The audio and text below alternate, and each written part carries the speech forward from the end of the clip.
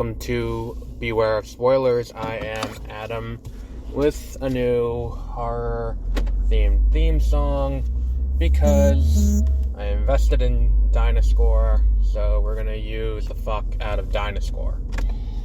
Like, it's like $20 a month. It's not a super expensive software, but it's great. You can make, You can make, music with AI. It's fucking fantastic. It's not an ad for them. It's one of, Wonder, I think, is it? I think it's the same people who make Filmora, if you're familiar with that. It's a great app. So I figured might as well use it for that, and then we're going to also be debuting a new theme song for video game episodes of 30-minute reviews, because, again, have the software, use the software, that kind of, deal. So, as the music would indicate, and I wanted to denote the horror episode a little differently from the standard episodes, and I didn't think we'd be able to do that. I made a special logo for it. I'm sorry, I'm tired. It's 9 o'clock at night, and this is now my third episode of the podcast today that I'm recording. I made a special logo for horror movies, and I put it up, and then after I put it up, and it gets pushed through my phone so I can make sure the episodes are going up, I was like, oh, they're not, the special logo isn't up, and then I'm like, oh yeah, that doesn't make sense, because no other podcast I listen to has episode logos, depending on what it is. So I was like, well, what can I do to denote these episodes differently? Not that it really matters, but it's, make it a little special. So here we are, we have Crimes of the Future, which is David Cronenberg's latest movie. And also, the last episode I'm going to record today, tomorrow I'll record the State of Play summation over on 30-minute reviews on my way to work, because I'm very tired. I also have thoughts on a statement from the director of Top Gun Maverick regarding why Tron 3 hasn't been made, and we'll get to that probably tomorrow at some point, who knows. But Crimes of the Future. You can hear it, if you listen to today's episodes, you can hear the full spectrum of me throughout the day. The early morning, I'm just out of bed, after work, I still have some residual energy and caffeine after a long day of work, and then now I'm exhausted because it's 9 o'clock at night, and I want to go to bed because I have to be at work at 9 tomorrow morning, and this guy in front of me can't seem to drive straight, so that's nice. So Crimes of the Future, and the latest David Cronenberg movie. You may know him from Scanners. Here's the thing about this movie. I'm not thrilled by it. There's nothing about it really that really stands out as anything particularly special. It's shocking, to say the least.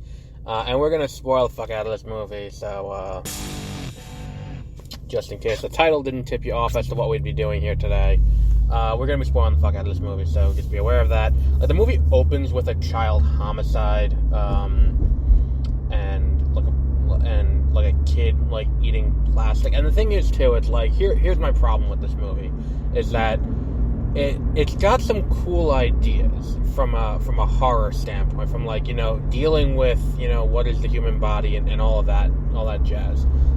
It's got some cool ideas there. The problem is it's not well executed in between those cool moments of seeing this surgery that's being done on people, because that's ultimately the selling point of the movie, is if you can get through the part of the movie that shouldn't be oh fuck, get this over with, in a movie about people doing elective surgery on each other while they're still awake, shouldn't be the moment of what do we I shouldn't be dreading going back to the people standing around talking. If that's happening, I feel like you fucked up a little bit. And a lot of what happens with the people talking, maybe it requires multiple viewings to understand it, but I don't understand what a lot of it had to do with each other. There's an entire subplot about an inner beauty pageant that goes nowhere at all. I don't think there's an actual, like, culmination of that plot line, and a good amount of screen time is devoted getting ready for that thing, and then that thing never happening.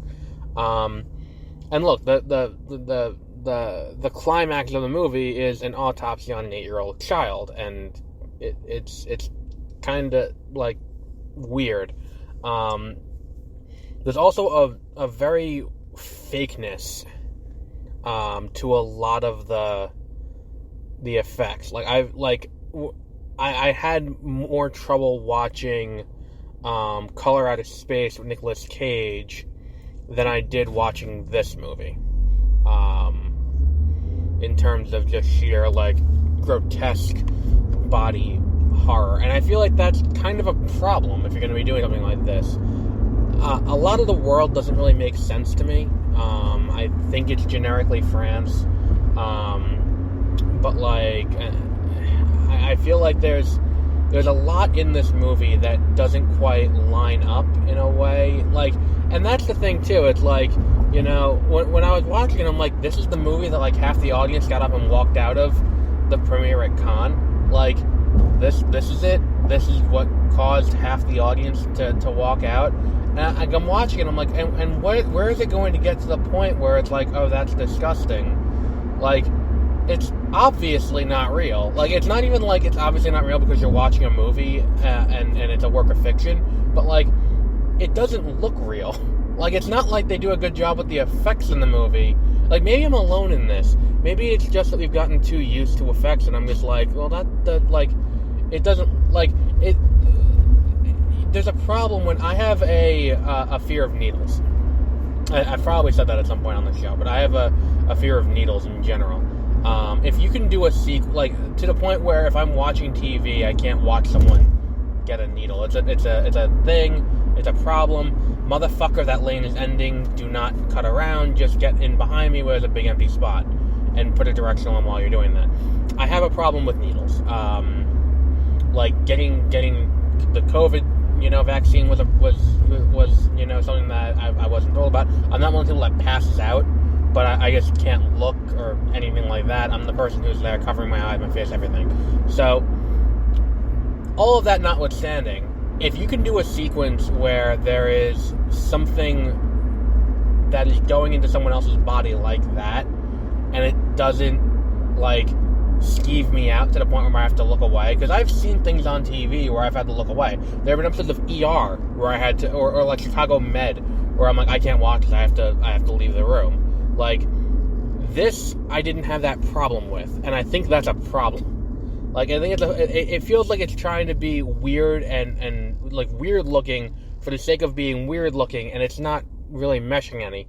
Like, the weirdest thing in the movie, besides the 8-year-old child being autopsied in the third act, is probably, like, the chairs that this company makes. Like, this company makes, like, a sleeping chair that's got these weird... And I will say, I do love, like, the biopunk aesthetic of, like, the biological-looking technology that everything goes into with this. Like, I love, like, that little, like, remote that both... what are their characters' names?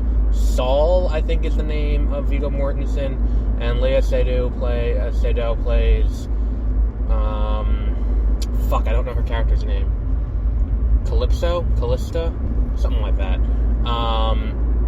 But, you know, you see that, and they have this little, like, you know, remote control that controls the autopsy machine, and it looks like a little piece of, like, alien muscle, and when I press buttons on it, it lights up, and it looks really cool. I'm like, oh, that's neat. But, like, you know, the machine has that, too. There's the weirdness of the, you know, the breakfast machine that looks like you're sitting in a spinal cord. Like, that's cool. It feels like a lot of really cool ideas that are kind of broken up and then reassembled and then not quite assembled right. And it just doesn't quite mesh, I don't think, a lot of it. And I feel like a lot of it comes down to not failure to execute, but more like the movie itself misses the mark on the visual effects. I think the visual effects is ultimately where the movie, like, at one point, like, they're testing out the autopsy machine for reasons. I'm not entirely sure why they do it, because it's kind of like they've been using the machine fairly regularly for a long time, and they're testing it out, and he starts doing it, and the entire conceit of the movie is that surgery is meant to be the new sex, so he keeps doing, like, foreplay maneuvers on her, and he keeps, like, stabbing her with this thing, and it's like, okay, well, that's very obviously a digital effect. Like, it's not practical effects, it's very obviously a digital effect, like, where it doesn't look real in the slightest. And, like, if again, me with my issue looking at needles going into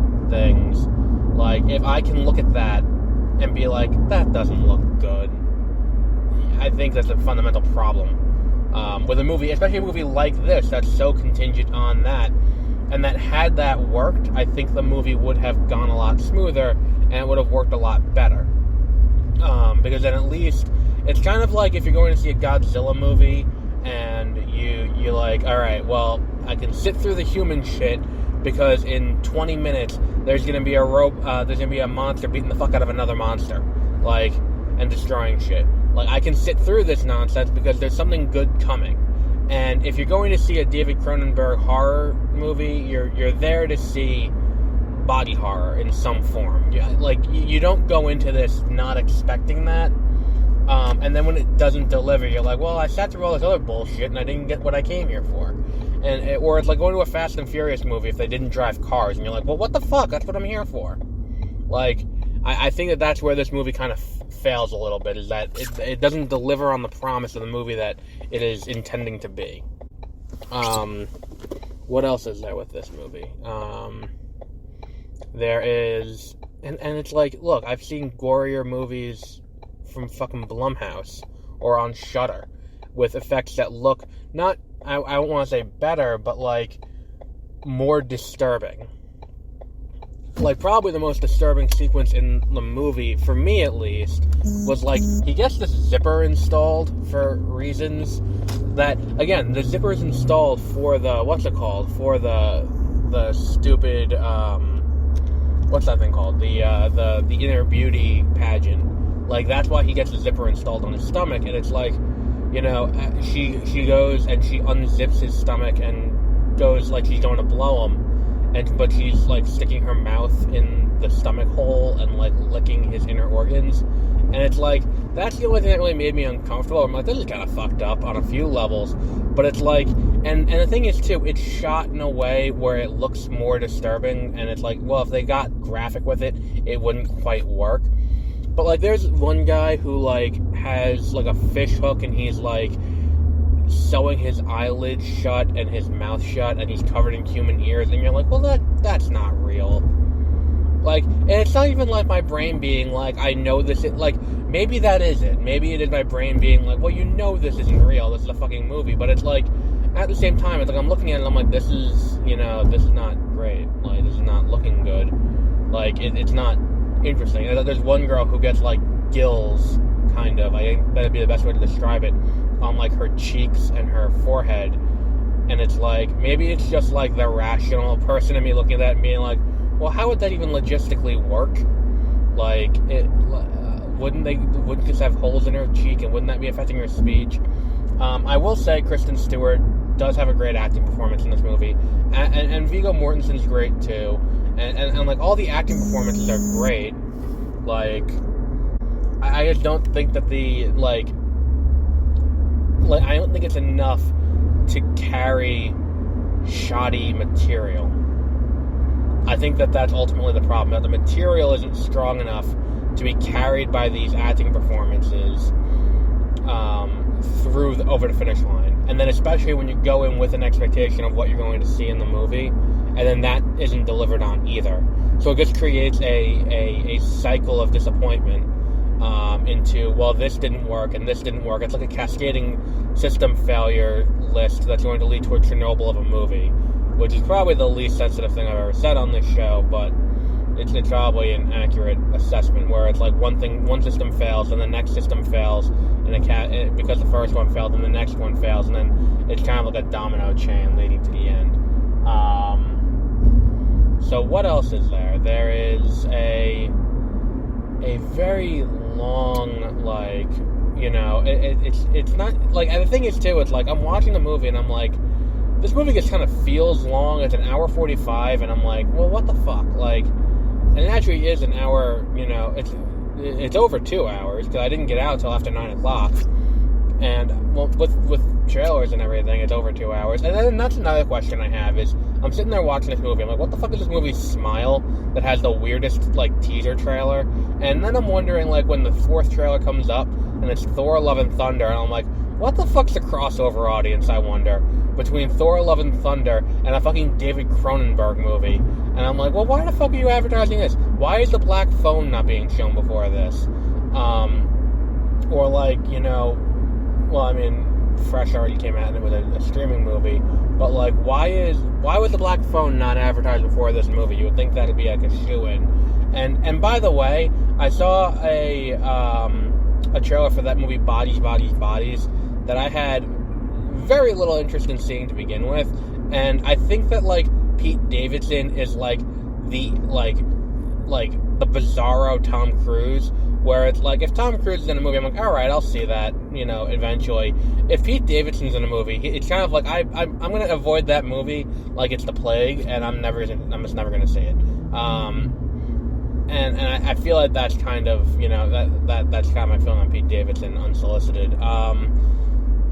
I understand that wasn't needed for this, but it is something where I was thinking about it, and I'm like, I had very little interest in this movie to begin with, and that's coming from the fact that, like, Rachel Sennott, I don't know how you pronounce her name, she was in Shiva Baby last year, and there was some buzz for her getting an Academy Award nomination. Now she's in this. I'm like, oh, okay. That was the only reason I had heard of the movie, because I was looking through Movie Insider to get my list for the rest of the year, and I'm looking at it, and I'm like, oh, okay, so maybe I'll see this, because she made Variety's top, I think she was in the top 20 for Variety last year, going into the Academy Award nominations, and I'm looking at it, and I'm like, okay, maybe I'll see it, and then I didn't know Pete Davidson was in the movie, but now that I do, I'm like, fuck no, I'm not seeing that. What else was there to address with this movie? I still don't know what Smile is. I really should look up Smile, I don't know what it is. And maybe because I wasn't paying attention before, but I never noticed there was a flying saucer. I know it is about aliens, but in the trailer for Nope, I never noticed there was an actual, like, one in one of the sequences where you could see it clearly. It's just one of those things where it's like, I don't know. I don't know. I'm tired. So if I seem a little rambly, that's why. Because I'm tired. And I just want to eat. I haven't eaten yet today. Which is normal. It's not like I'm on a hunger strike or fasting or anything. It's just, I normally don't eat while I'm at work. I don't eat breakfast, and then I go to work. I'll have a soda or something while I'm at work, and then I will go to, you know, I'll usually eat after work. Usually that's like 6 o'clock at night, but, you know, on Thursdays if I'm going to the movies, I get off at 6, so I go right to, I go right to the movies. I can flash my brights at you as many times as you want.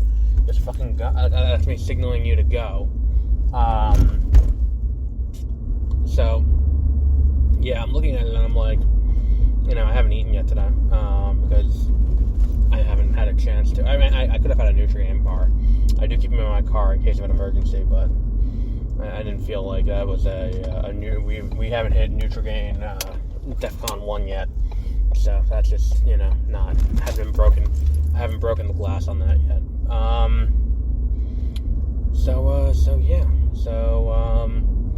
think 20 minutes is good. But yeah, I really don't know why Thor Love and Thunder was a selection for the trailer they ran before this fucking movie. You would think they would have gone with more horror movies, and I can guarantee, like, there's that movie with the nun who's an exorcist. That movie, you would think, would have been a would have been a trailer before this, but it wasn't, and it's kind of weird. So we'll wrap up there for today. I can't find a parking spot. Oh no, there's a parking spot. Yeah, nice. We'll wrap up there for today. And until our next episode, which will be tomorrow, we're seeing Watcher at around 4:30 Eastern Time.